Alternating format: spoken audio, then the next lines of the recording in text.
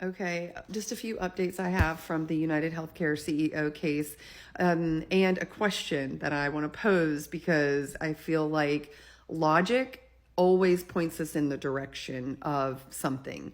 Okay, so the FBI is now offering up to $50,000 reward for tips leading to the arrest and conviction of the suspect.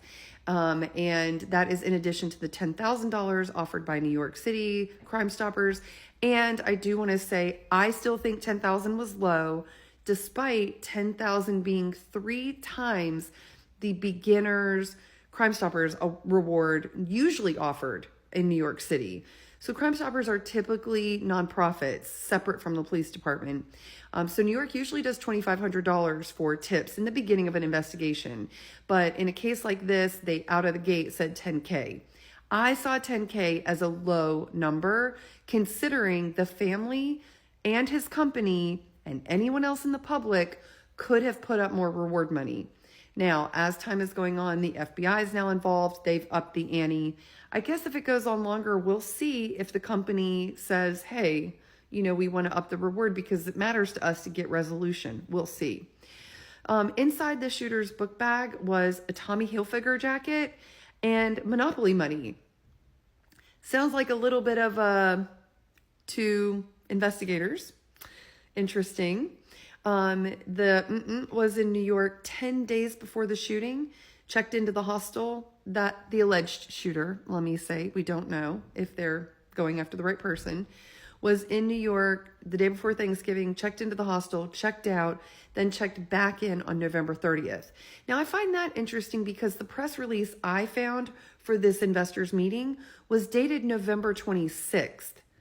How would the have known that where it would have been or that it would have been held? How would they have known? If it was a regular schmegular person upset about insurance coverage, how would they have known this meeting was going to happen and it was going to happen in New York? In addition, how'd they get the address of the hotel?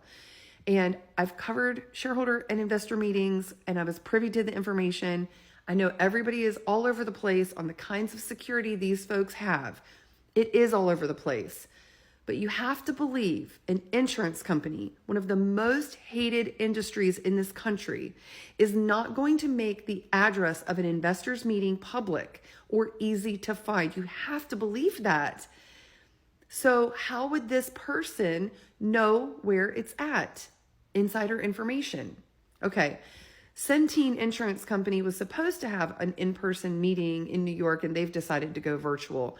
So interesting little tidbits, but my question, okay, why did this man not have a jacket on? Why didn't he have a briefcase? Why didn't he have papers? I can't find what hotel he was staying at. So I'm not even going to make a guess. If you want to put in the comments, if you've seen it, I haven't seen anything valid. So we have to go with both theories. He was in the hotel where the event was happening. Why did he come outside? And if he was in the hotel where the event was happening, that means his jacket and papers would have already been in there. Then why did he come outside? And if he was staying there, how would the know he was going to come outside? Was he set up to come outside? Did he come outside to meet someone and was walking back in and the person didn't like what he said and then did it?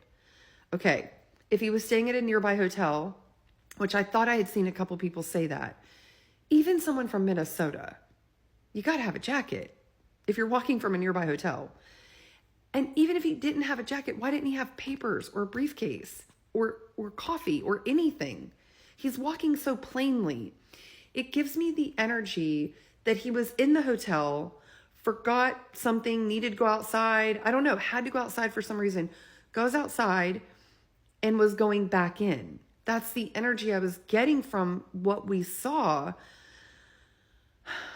Why didn't he have a jacket? Why wasn't he carrying anything if that was his first time going into the hotel? So what do you think? I can't come up with any kind of makes sense solution. Maybe his driver dropped him off and he was coming out of the car. Okay. He didn't have any papers.